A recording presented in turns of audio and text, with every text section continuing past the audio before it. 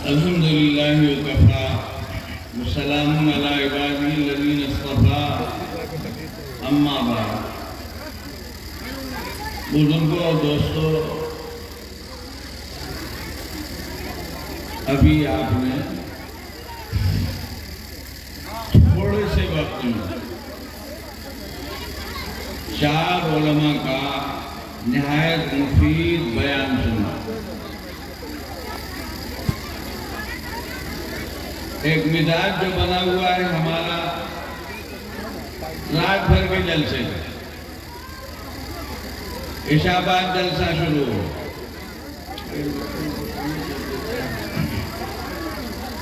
اور بات آتی ہے جب کہ جلسہ دن میں کیا جائے اور جلسہ مغرب بعد سے 2-3 گھنٹے کا کیا جائے، تو یہ آواز اٹھتی ہے کہ کوئی نہیں آئے گا، کوئی نہیں جمع ہوگا، رات بھر نہ ہو تو مزہ نہیں آتا۔ بزرگوں دوستو، جلسہ تو دین کی ضروری باتیں سننے کے لیے، سنانے کے لیے ہوگا، ان باتوں کے سننے سنانے کے لیے جن کی ہم کو اسلامی ایمانی زندگی گزارنے کی غرض سے ضرورت ہے۔ دن میں جلسہ ہو، جن لوگوں کو طلب ہے آتے ہیں۔ ہم آج 3 دن سے آپ کے ضلع میں ہیں، منگل، بدھ، جمعرات،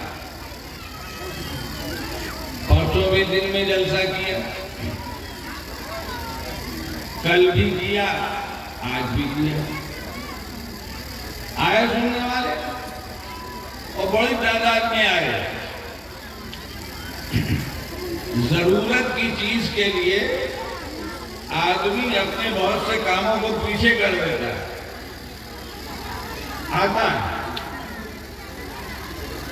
مغرب بعد کل بھی پروگرام تھا ایک جگہ، پرسوں بھی تھا ایک پروگرام، اور آج بھی ہے۔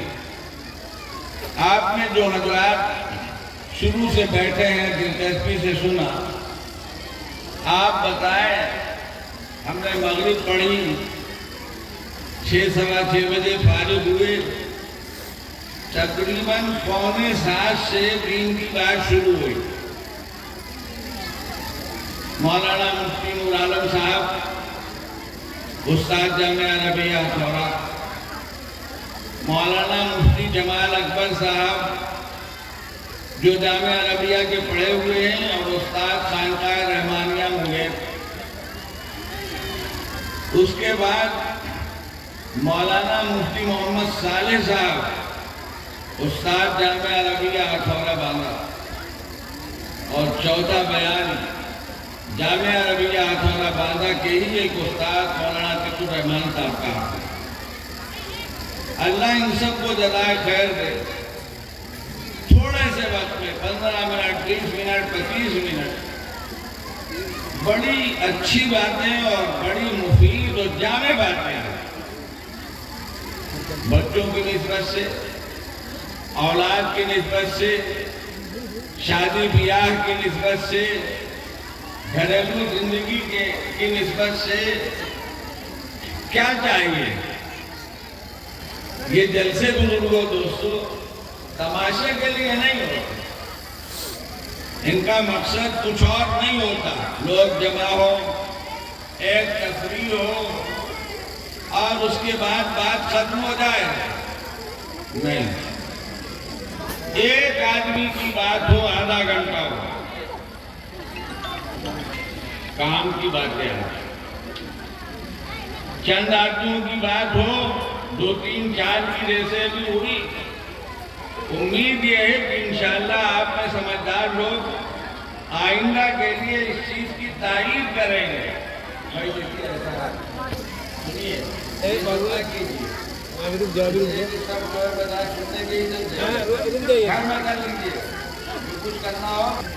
تو بزرگوں دوستو، یہ بھی ہمارے لیے بڑی نعمت ہے کہ تھوڑے سے وقت میں ہم نے بہت مفید باتیں اور کام کی باتیں سن لی. یہ سارا اتنا بڑا نظام اور جو خرچ ہوا، جس کے پیچھے مدرسے کے لوگوں نے محنت کی ہے اور آپ حضرات نے تعاون کیا، اس لیے کہ مدرسوں کا کام آپسی تعاون ضرور.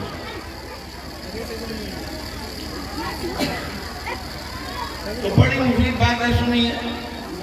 میں یہی موجود ہوں، سن رہا ہوں. اللہ سنانے والوں کو ذرا خیر دے. تھوڑی تھوڑی دیر میں اتنی اچھی باتیں آ گئی ہیں. ہماری خواتین جو جمع ہیں، بہنیں بیٹیاں، ان کی زندگی کے لیے کیا ہونا چاہیے، کیا کریں، مرد کیا کریں، ہم اور آپ کیا کریں.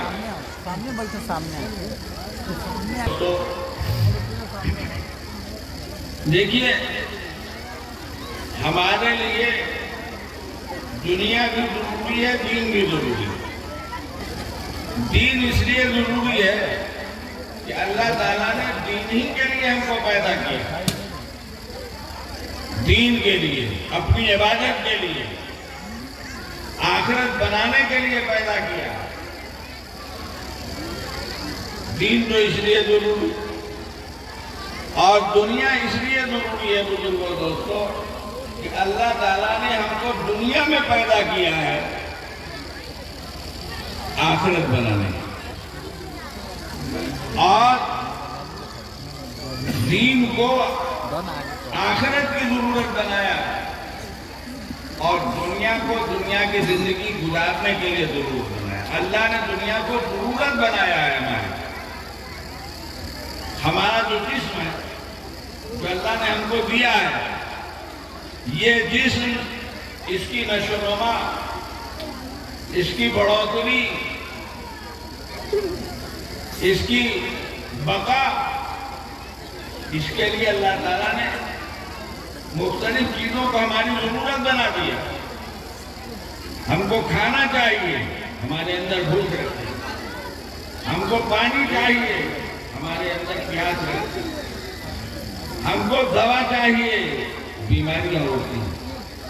ہم کو کپڑا چاہیے، سردی لگ رہی ہے.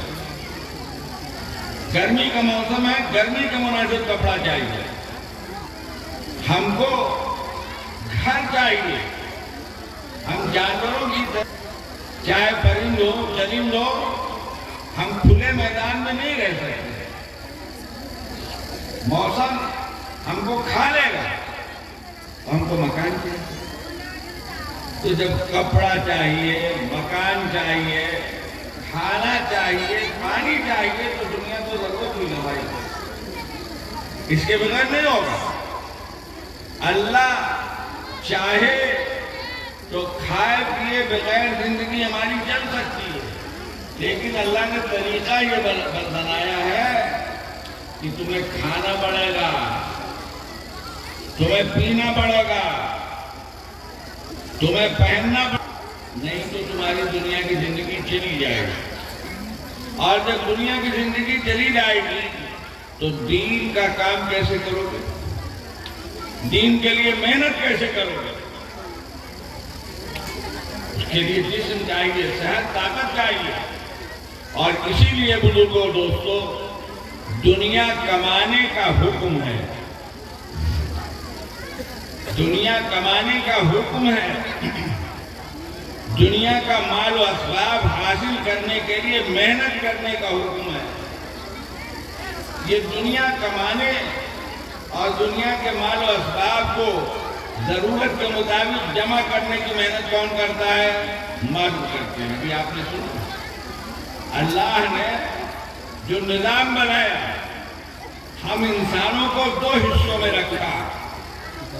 ایک کا کام اور نظام گھر کے اندر کا ہے، دوسرے کا کام اور نظام گھر کے باہر کا ہے. ایک کا کام ہے بھاگ دوڑ کرو، رزق حلال حاصل کرو. کام ہے کہ گھر کا نظام اس آمدنی سے چلا، کمانے کا حکم ہے۔ اور ابھی آپ نے سنا کہ عورتیں جو گھریلو کام کاج کرتی ہیں تو وہ ان کے لیے بڑے اجر و ثواب کا کام ہے، اور مرد جو کمائی کا کام کرتا ہے وہ اس کے لیے بڑے اجر و ثواب کا کام ہے۔ رزق حلال کی بھاگ دوڑ کی فضیلت اللہ نے بہت رکھی ہے، بہت رکھی ہے۔ حتیٰ کہ ایک حدیث میں آتا ہے کہ ایک آدمی ہے جو مستقل روزے رکھتا ہے، رات بھر نمازیں پڑھتا ہے، بڑا اچھا کام کرتا ہے، لیکن اس کے مقابلے میں اس آدمی کا ثواب زیادہ ہے، فضیلت زیادہ ہے، جو صرف رمضان کے روزے رکھتا ہے، جو 5 وقت کی نماز بس پڑھتا ہے، اور باقی اس کے بیوی ہے، اس کے بچے ہیں، ان کے لیے، اپنے پیٹ کے لیے، اپنے بدن کے لیے، ان کے بدن کے لیے، رزق حلال کے لیے بھاگا بھاگا مارا مارا پھرتا ہے، اس کا ثواب زیادہ ہے۔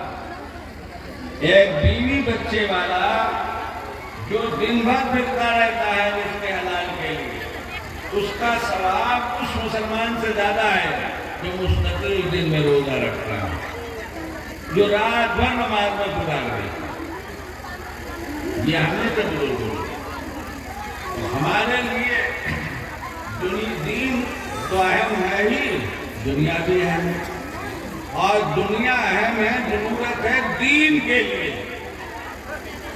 اللہ نے اپنی عبادت کا جو حکم ہم کو دیا اور جو اپنی کتاب میں اعلان کیا ہے کہ ہم نے تو تم کو اپنی عبادت کے لیے پیدا کیا، اپنی عبادت کے لیے پیدا کیا، تو دنیا میں پیدا کیا نہیں۔ دنیا کی ضرورتیں ہمارے ساتھ لگی ہوئی ہیں، یہ ضرورتیں دنیا کے مال اور اسباب کے بغیر نہیں پوری ہو سکتی، اس لیے دنیا کمانا حرام نہیں ہے، منع نہیں ہے، جتنا کما لو، کوئی پابندی نہیں ہے۔ پابندی اس کی ہے کہ کمائی کا راستہ غلط نہیں ہونا چاہیے، کمائی کا راستہ غلط نہیں ہونا چاہیے۔ دنیا جیسے کما رہی ہے ویسے ہم کمائیں، ایک مسلمان کمائے، جی جیسے چاہ رہا ہے اس طرح ہم کمائیں، یہ نہیں ہے بزرگوں۔ خوب کمائی کرو، لیکن جو راستہ شریعت نے بتایا ہے، جو کاروبار شریعت نے بتایا ہے، جو طریقہ شریعت نے بتایا ہے، اس کے مطابق کماؤ، اور پھر جو مال ہاتھ میں آئے اس کو ویسے ہی خرچ کرو جیسے خرچ کرنے کا حکم ہے، وہیں خرچ کرو جہاں خرچ کرنے کا حکم ہے۔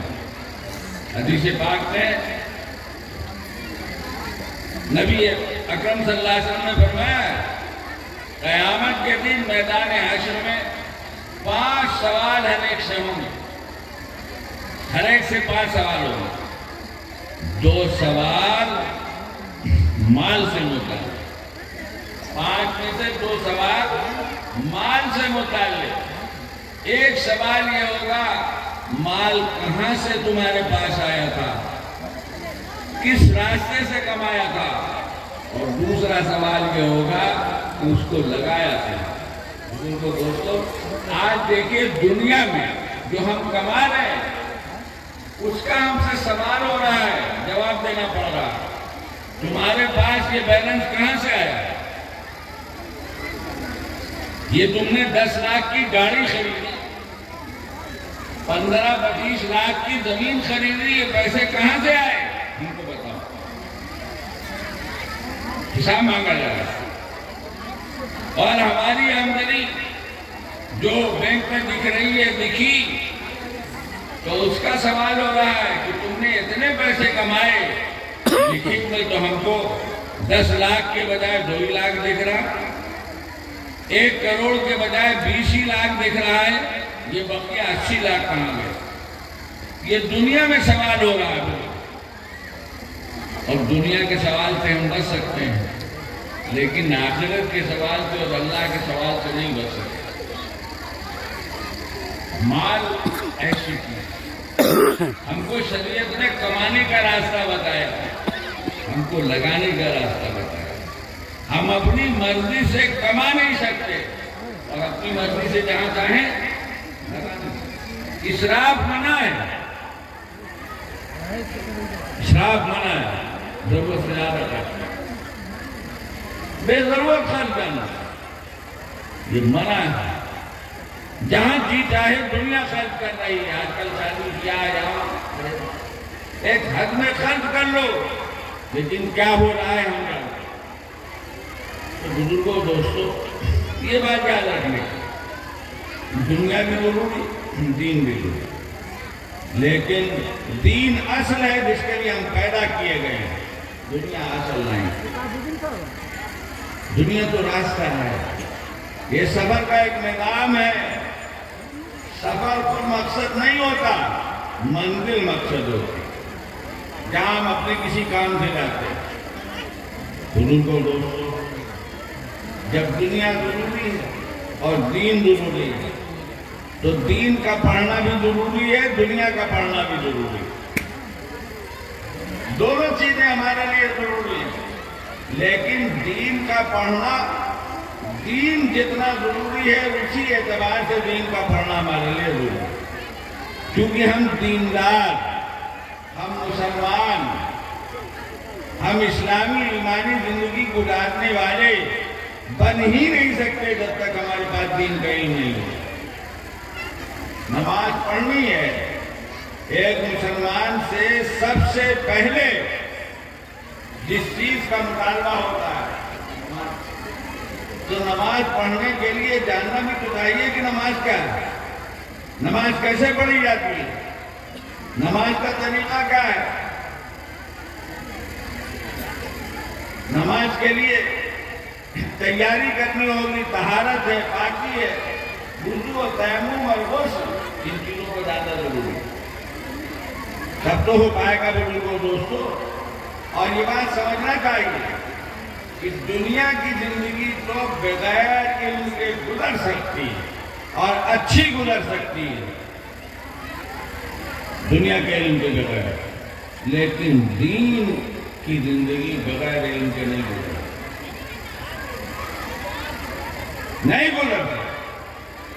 کیا دنیا میں جتنے دولت مند ہیں، دنیا کما رہے ہیں مختلف دائروں سے، اور بسا اوقات بہت اچھی کما رہے ہیں، کیا وہ کیا ان کے پاس بڑی ڈگریاں ہیں؟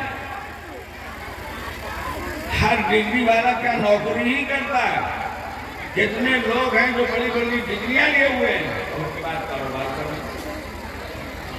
کتنے لوگ ہیں کہ جو کروڑوں کے مالک ہیں، کچھ نہیں پڑھا، کوئی ڈگری نہیں ہے، اللہ نے عقل دی ہے، دماغ دیا ہے، اس سے وہ محنت کر کے کما رہے ہیں۔ دنیا بغیر دنیا کے علم کے کمائی جاتا ہے، دنیا کی ترقی بغیر ڈگری کے ہو سکتی ہے، لیکن بزرگوں دوستوں، دین پر عمل دین پڑھے بغیر نہیں ہو سکتا، نہیں ہو، یہ ذہن میں رہے۔ اسی لیے جیسے ہمارے لیے دین زیادہ اہم ہے دنیا سے، ایسے ہی علم دین زیادہ اہم ہے علم دنیا سے۔ ناجائز نہیں، ضرورت، اسکول پڑھیے، اسکول پڑھائیے، اسکول کی لائن کی تمام تعلیمیں، کوئی حرج نہیں، لیکن یہ نہ بھولیے کہ آپ مسلمان ہیں، ہم مسلمان ہیں، ہمارا بچہ ہم اچھے سے اچھا پڑھا دیں، لیکن یہ ضروری ہے کہ اس کو دین بھی پڑھائیں، اس کو دین بھی بتائیں، اس کو اسلام بھی پڑھائیں، اس کو ایمان بھی پڑھائیں، اس کو قرآن بھی پڑھائیں، اس کو جنت و جہنم کی پہچان کرائیں، اس کو اللہ اور رسول پاک صلی اللہ علیہ وسلم کی پہچان کرائیں. اور بزرگوں دوستوں تھوڑی سی فکر کی جائے تو یہ سب کام بچپن سے ہو جاتا ہے. گھر میں بچے ہیں، ماں کی گود میں ہے، ماں کے پاس ہے، بچے کی گود میں ہے، بچے کے پاس، باپ کے پاس ہے. ادھر ادھر کی باتیں مائیں سناتی ہیں، بچے سناتے ہیں. لیکن جو سچے پکے مسلمان ہوتے ہیں وہ اپنے بچوں کو دین کی باتیں سناتے ہیں، کلمہ سکھاتے ہیں، دعا سکھاتے ہیں، جنت و جہنم کی بات کرتے ہیں. ماں کیا ہے، باپ کیا ہے، یہ وہ بتاتے ہیں. ماں کے پیروں کے نیچے جنت ہے، یہ بتاتے ہیں. اچھی اچھی کہانیاں سناتے ہیں تاکہ بچے کا ذہن اچھا بنے. تو بزرگوں دوستوں کی بات کر رہے ہیں، ڈاکٹر بنائیے، انجینئر بنائیے، پروفیسر بنائیے، بڑے سے بڑا عہدہ سب کچھ دلائیے، کوئی عرض نہیں.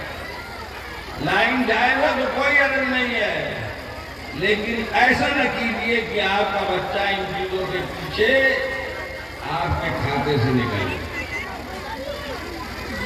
اسلام سے نکلے، ایمان سے نکل جائے، دنیا کا ہو کر رہ جائے.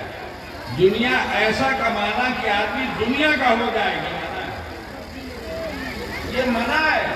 دنیا کمانا نہیں منع ہے، لیکن دنیا ہی کا ہو کے رہ جانا منع ہے. یہ جو حدیث میں آیا کہ فاتقوا الدنیا، فاتقوا الدنیا کا یہ مطلب تھوڑی ہے دنیا سے دور رہو، دنیا کے قریب نہ جاؤ، دنیا مت کماؤ. یہ ہوگا تو کہاں سے ہماری ضرورت پوری ہوگی؟ یہ نہیں ہے. غافل نہ ہو جاؤ، لاپرواہ نہ ہو جاؤ، دنیاوی کو مقصد زندگی نہ بنا لو. تو بزرگوں دوستوں، یہ جو ہمارے مدرسے ہیں، آپ کے گاؤں کا مدرسہ ہے، اس لیے کہ ان کے واسطے سے ہمارے بچوں کو دین سکھایا جائے، بتایا جائے. آپ خود سوچئے، ان مدرسوں کے واسطے سے ہمارے بچے قرآن پڑھتے ہیں، ہمارے بچے حفظ پڑھتے ہیں. آپ کے سامنے 3 بچوں کی دستار بندی ہوگی. خوشی کی بات ہے کہ تینوں بچے اسی بستی کے ہیں. پھر جملہ ایک پھنانا کا ہے، 2 انڈور بارہ کا. انڈور بارہ کے حضرات ذرا اپنے دلوں میں سوچیں کہ کچھ دنوں پہلے ٹھیک ہے ادھر ادھر جا کے حافظ ہو گئے. 10 سال پہلے کسی کے ذہن میں آیا تھا کہ انڈور بارہ میں رہتے ہوئے ہمارا بچہ حافظ ہو جائے گا، گھر میں رہتے ہوئے ہمارا بچہ حافظ ہو جائے گا. اللہ نے کتنی بڑی دولت دی اور کیسی راہ نکالی. بزرگوں دوستوں، ان اداروں کی قدر کیجیے. ان سے ایمان بنتا ہے، ہمارے بچوں کا ان سے قرآن ملتا ہے، اللہ ملتے ہیں، رسول اللہ صلی اللہ علیہ وسلم ملتے ہیں، اللہ کی محبت ملتی ہے، رسول اللہ صلی اللہ علیہ وسلم کی محبت ملتی ہے. اور بزرگوں دوستوں، ہمارے مدرسوں کا کام کاروباری نہیں ہے. یہاں تو آپ کے تعاون سے کام ہوتا ہے، آپ کے تعاون سے کام ہوتا ہے، آپ کی مدد سے کام ہوتا ہے. ہمارے مدرسوں کا نظام یہی ہے. اور جب اس ادارے سے آپ کے بچوں کو نفع ہو رہا ہے اور آپ کو نفع ہو رہا ہے، آپ کا بچہ اسلام سیکھ رہا ہے، ایمان سیکھ رہا ہے، گھر میں جا رہا ہے، دعائیں پڑھ رہا ہے، درود پاک پڑھ رہا ہے، نمازی بن رہا ہے، نماز پڑھ رہا ہے، حافظ بن رہا ہے، آپ کا نفع ہو رہا ہے کہ نہیں ہو رہا ہے؟ آپ کی آخرت کا کام ہو رہا ہے تو نہیں ہو رہا ہے؟ تو جس ادارے سے، جس نظام سے آپ کو یہ دولت مل رہی ہے، دین کی اور دنیا کی بھی، آپ کا بچہ حافظ ہوا، ظاہر ہے آپ کی بھی ایک عظمت بنی. ان کا بچہ حافظ ہے، ان کا بچہ عالم ہے. تو بزرگوں دوستوں، ان اداروں کی فکر کرنا آپ کا فریضہ ہے، آپ کا فریضہ ہے۔ یہ کام سب کے ہیں، یہ سارے گاؤں کے ہیں۔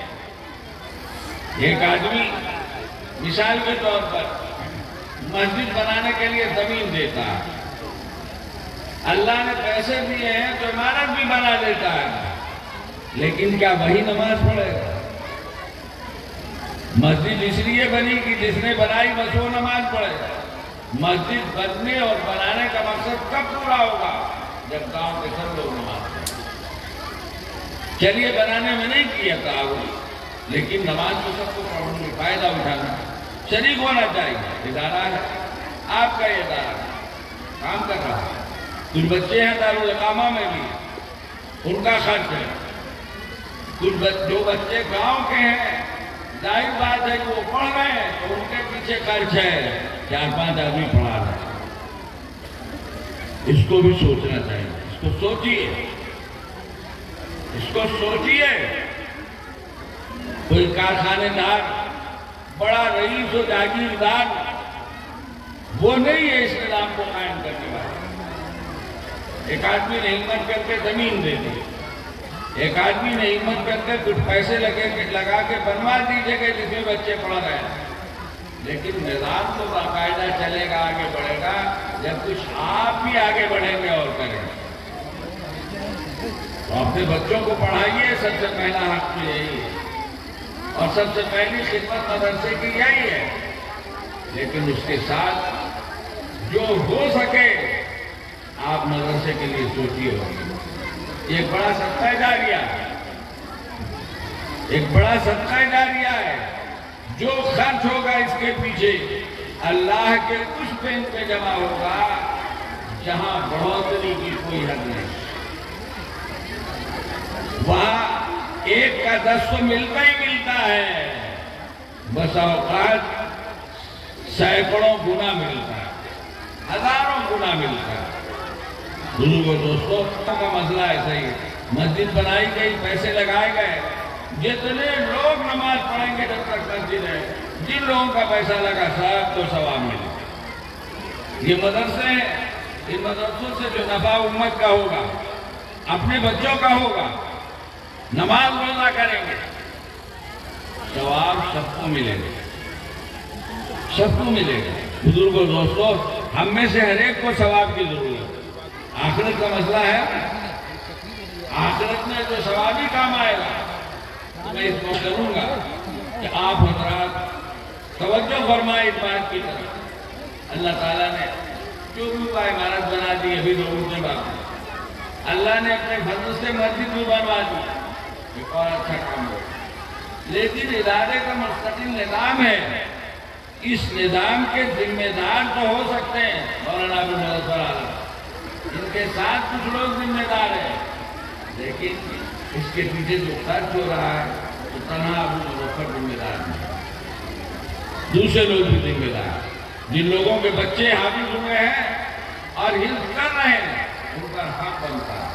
ہمارے مدرسے تو فیس نہیں لیتے، فیس نہیں لیتے، ہمارے بزرگوں نے ایسا ہی نظام بنایا ہے، لیکن فیس نہ لے کر کام کیسے ہو؟ یہ مدرسین کی تنخواہیں کیسے دی جائیں؟ جو بچے دارالاقامہ ہیں ان کے کھانے کا کیا ہوگا؟ جو عمارت ہے اس کی ضرورتوں کا کیا ہوگا؟ اس کی فکر تو سب کو کرنی ہے، اس لیے اس کی بھی فکر کیجیے۔ ہمارے سامنے چند بچوں کی دستار بندی ہوئی ہے، یہ ہمارے لیے خوشی کی بات ہے۔ اللہ نے ایک کام کی توفیق دی، ایک کام ہو 200-250 بسا اوقات 300 تک بچے مکتب میں پڑھنے آ جاتے ہیں۔ کتنا بڑا اللہ کا فضل و کرم ہو گیا۔ سناٹا تھا، گاؤں خالی تھا، بچے 2-4 پڑھ رہے ہوں گے، جو آ جائے وہ پڑھنے۔ یہ جو نفع ہو رہا ہے تو اس کی فکر کرنی پڑے گی۔ اللہ پاک تعالیٰ ان تینوں بچوں کے حفظ کلام پاک کی تکمیل کو ان کے حق میں، ان کے والدین کے حق میں، سربراہ بزرگ اور یہ مدرسہ، اس کے اساتذہ اور اس کے معاونین، محبین، منتظمین سب کے حق میں قبول فرمائے۔ سب کے حق میں قبول فرمائے، ان بچوں کو قرآن کا حق ادا کرنے کی توفیق عطا فرمائے۔